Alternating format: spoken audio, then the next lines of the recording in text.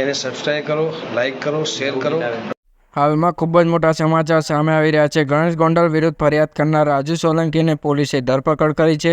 આવતીકાલે તેમને કોર્ટમાં રિમાન્ડ મંજૂર કરાશે। હવે શા કારણે ધરપકડ કરી છે, કયો ગુનો કર્યો છે, તે આજે આ વિડીયોમાં આપણે જાણીશું।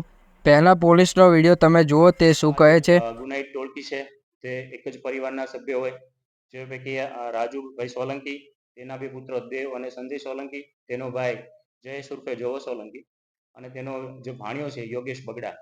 આ ટોળકીએ સતત પોતાની સંગઠિત ટોળકી બનાવી અને ગુનાહિત પ્રવૃત્તિઓ શરૂ રાખેલી છે। તેમના વિરુદ્ધ ગુસ્સીટોક મુજબ ગુનો દાખલ કરવામાં આવેલો છે। આરોપી નંબર 2 હાલ 307ના ગુનામાં જ્યુડિશિયલ કસ્ટડીમાં છે।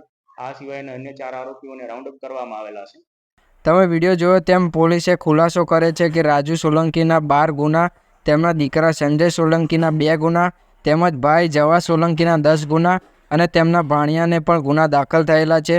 આમ આ સંગઠિત પરિવાર દ્વારા પોલીસના કામમાં રૂકાવટ, ઉઘરાણી કરવી, લોકોને ધમકાવવા, અપહરણના કેસ વગેરે કેસ આ સંગઠિત ટોળકી દ્વારા કરવામાં આવ્યા છે તેવું જૂનાગઢ પોલીસે ખુલાસો કરેલો છે।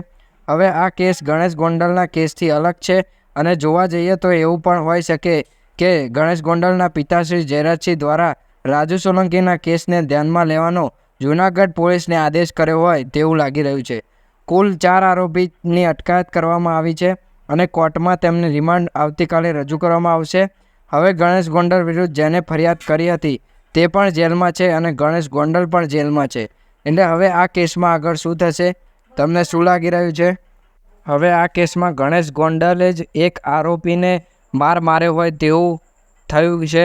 તેથી એવું પણ થઈ શકે કે આરોપીને મારવો કોઈ ગુનો ન કહેવાય, એટલે ગણેશ ગોંડલ પણ જેલમાંથી છૂટી શકે, કંઈ પણ થઈ શકે। આ કેસ વધુથી વધુ ઉગ્ર બની રહ્યો છે।